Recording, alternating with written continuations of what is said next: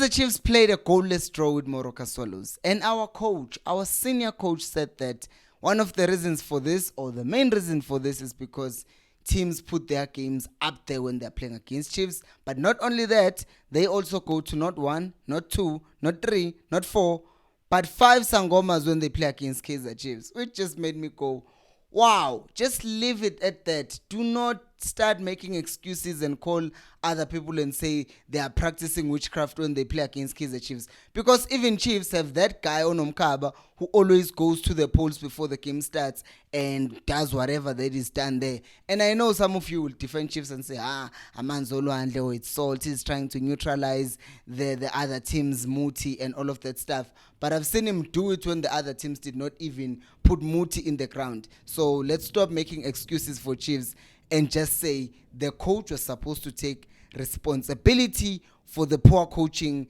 that is undertaking. Starting with the fact that he still continues with his mentality of being a coward. I have like 1, 2, 3, 4, 5, 6, 7, 8, 9 things that I want to talk about. But the first and most important thing is that the coach continues being a coward. Like you play Kunik once again.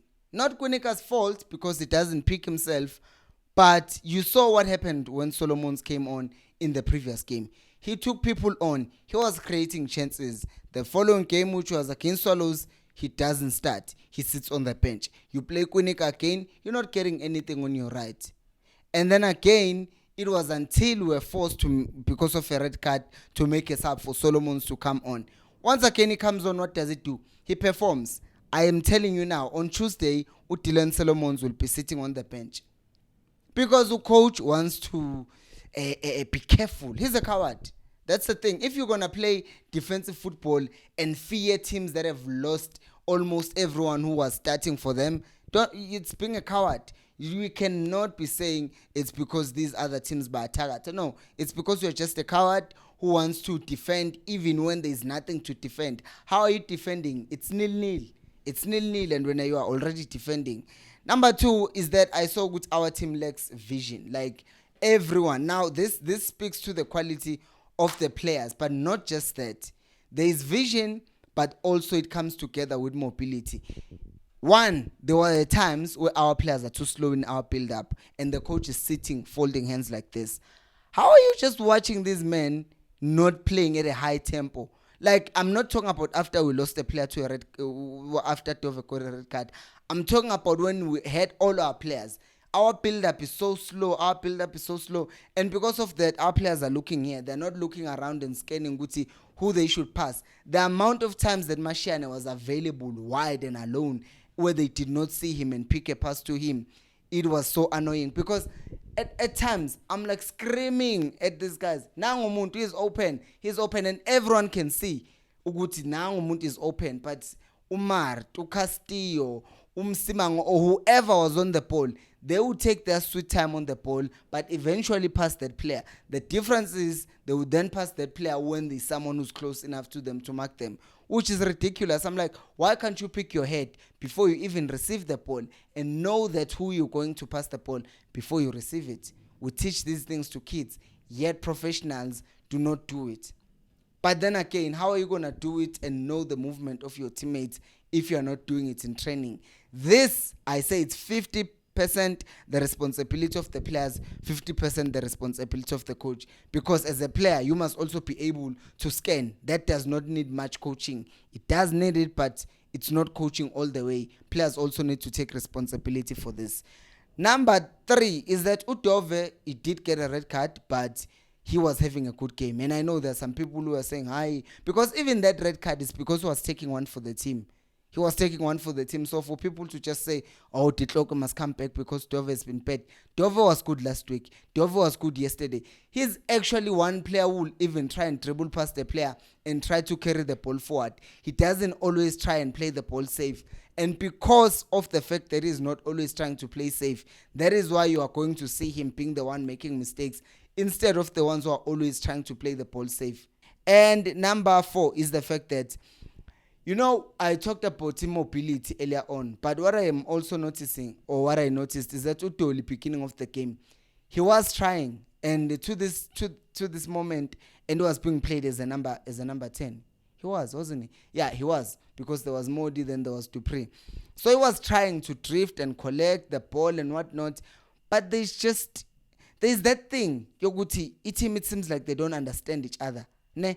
And Utoli moves, he tries to collect the ball from that side, and then it's kicked that way. He moves to that side because he's a number 10 and he should be constantly trying to get the ball.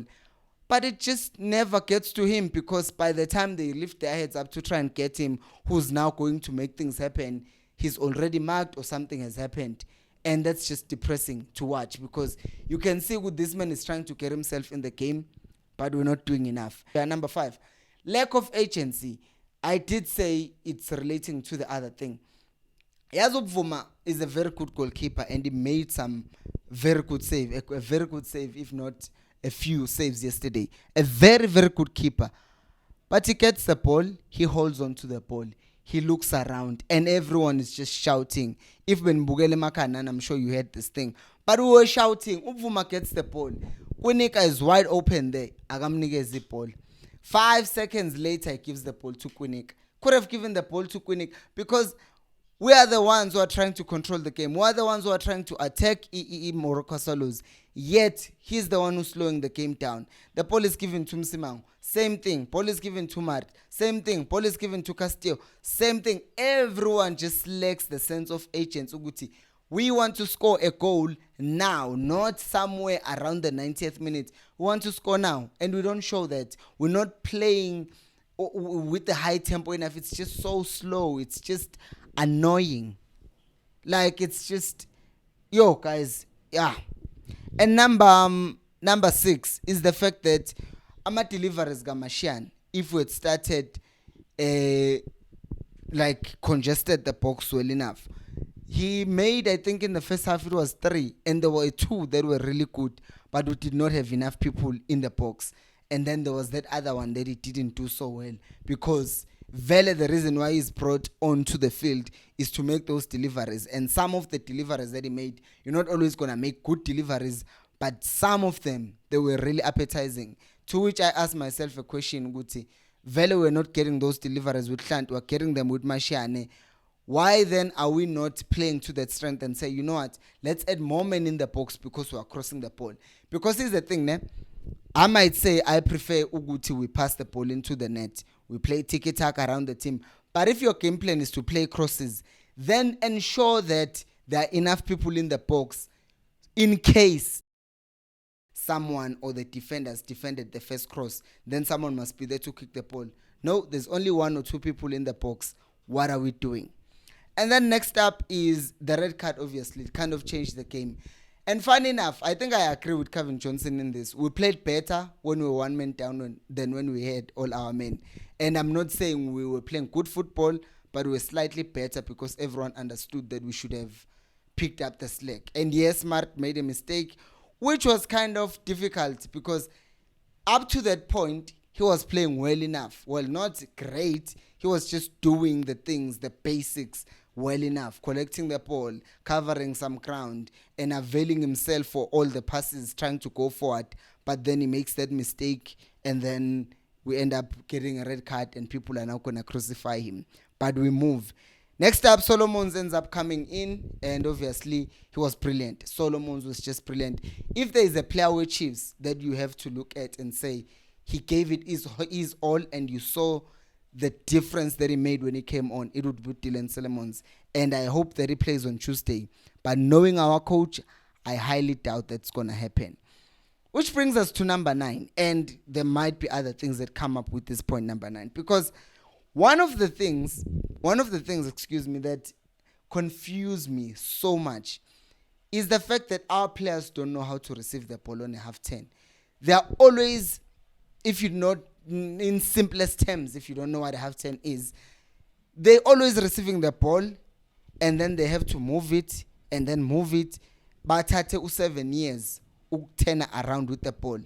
Basically, the basics that are coached to players, even when you are a child, when you receive a ball, you must receive it at a slight angle. You are facing the person who's passing you the ball, but you are ready to turn. I go to the tall baller, fully facing the person, trap it, turn it.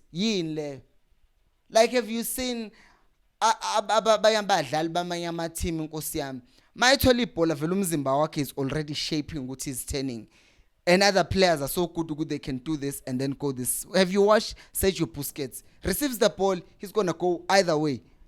But i-Chiefs abadlali bethu, they're always just receiving the ball square, and then kuzomthatha 7 seconds ukuthi athene, and by the time they turn around there's already press, and guess what happens? The ball is passed back to the goalkeeper, who then takes his time again, and then the ball is recycled at the back, and we call that ball position. I do not know why our players at this level, they don't know how to receive the ball. I just don't understand, because ningama professionals, and the coaching uthuluthini when abadlali benza the same thing, and if they are not comfortable with turning with the ball, umfana lo Samkelo Zwane is very good at doing that. He knows how to receive the ball and turn with the ball and turn while receiving the ball. Tina, we receive it and then we want to turn. And there were times where I'm getting frustrated. It's like the 90th minute, and to see your coach sitting down, not barking instructions at the players, it just leaves a lot of things and to be questioned ukuthi kanti wena yini umsebenzi wakho. And it's a worrying thing. It really is a worrying thing. And what's worse is the fact that if we lose to Arrows, a team that has not won like since they played us, ayikuzobe ngesinye story. And we keep on hoping ukuthi something else, something different happens. But looking at how we're playing, you really don't see where the goals are going to come from. And you look at Ranga once again yesterday, he's taken off. But when once did he even receive the ball? Like, when did he get a clear chance to score? Zero, nada, nothing. So it's a difficult thing to look at. It's a difficult thing to watch. But Tigek, what did you think of yesterday's game? Let me know down on the comment section below. Thank you so much for watching, and until next time, remember, equals Alpelumoy.